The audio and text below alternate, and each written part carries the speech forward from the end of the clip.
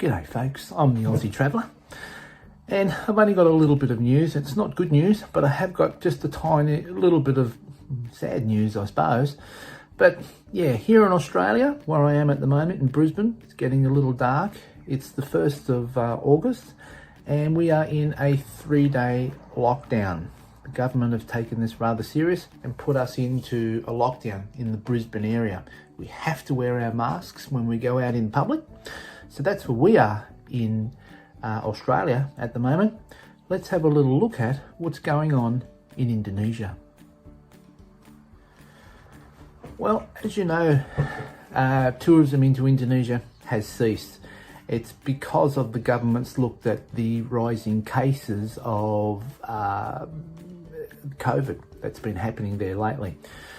But as of the 19th of July, a senior head of the task force group made an announcement and said that the COVID cases had peaked and it looked like it was starting to come down. This is a good sign. We've tried to make some inquiries in one of the 3 levels of government, but we haven't had any replies yet. But it looks like it is starting to decline. And now that this senior COVID task leader has mentioned it, things are looking up. So hopefully in the next few days, we will get some information from the government. We know that the Prime Minister over there is looking at the COVID cases very closely. And part of the big reason why he never opened up to some of those countries that he was going to invite into Indonesia with that bubble system didn't go ahead. So they put it on the back burner and they were just waiting to see how these cases are going. So this is good news.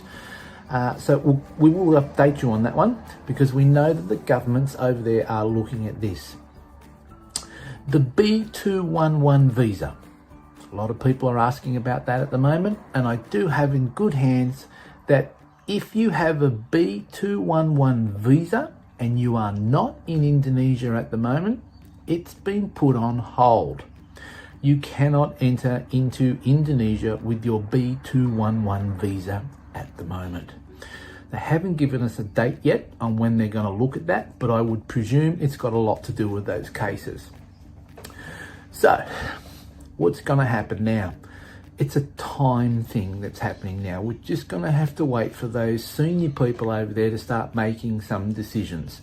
They're going to be looking at the cases before they make any announcements. I do know in the background with the people in government that I do know, they have said that there is protocols in place and the people or the countries that they've been talking to, they're still in talks. So that's still going to go ahead once the cases, I guess, come down.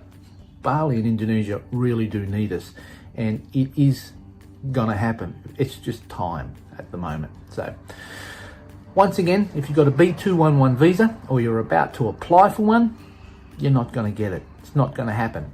Even if you do have a B211 visa and you haven't entered into Indonesia yet, you can't. It's going to be put on hold.